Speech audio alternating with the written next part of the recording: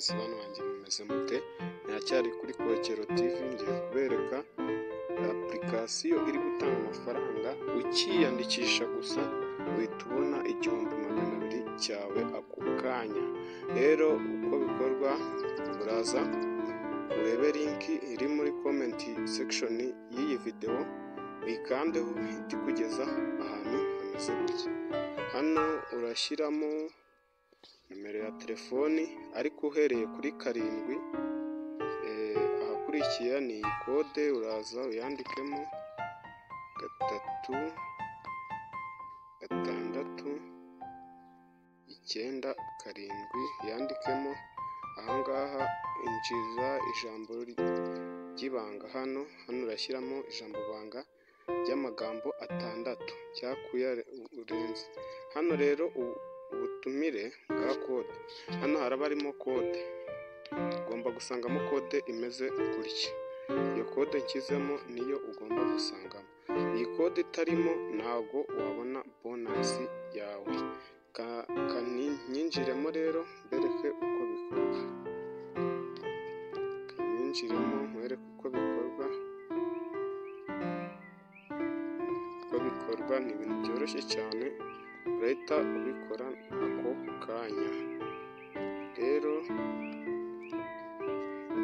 ibintu byoroshye rwose, ugahita ubona icyabiri cyawe, wanakibikuza mu minsi mikeya. Hano urashyiramo ijambo banga ryawe,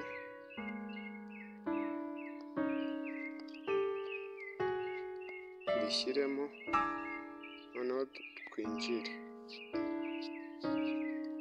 Urabona ko cya cyabiri nababwiraga hano ni icya 3 kubera yuko urabona yuko ari icya 3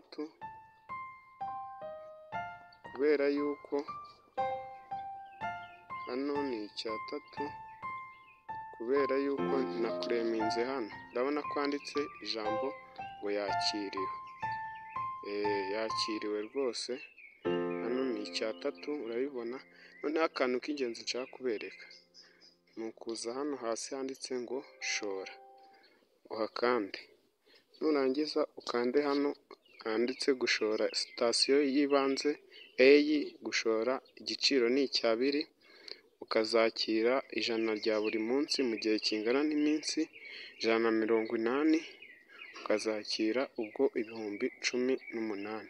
Kanda ahantu handitse shora, barakugeza ahantu hameze gutya, umanuke hano hasi handitse ngo shora. Nurangiza ukande wemeze. Urabona ko ushoye, urabona ko kuri balance yawe sigayeho 100 ryonyine. Rero urabona hano hari ugutumira, ushobora kuba watumira abantu umwe ukabona 10. Komeza, hano hari gutumira. Nzabereka video mu minsi mikeya y'ukuntu wabikuza. So guys, my people, byari ibyo. Wibuke gukanda subscribe, share, like, share na comment kuri iyi video. So ciao my people, thank you.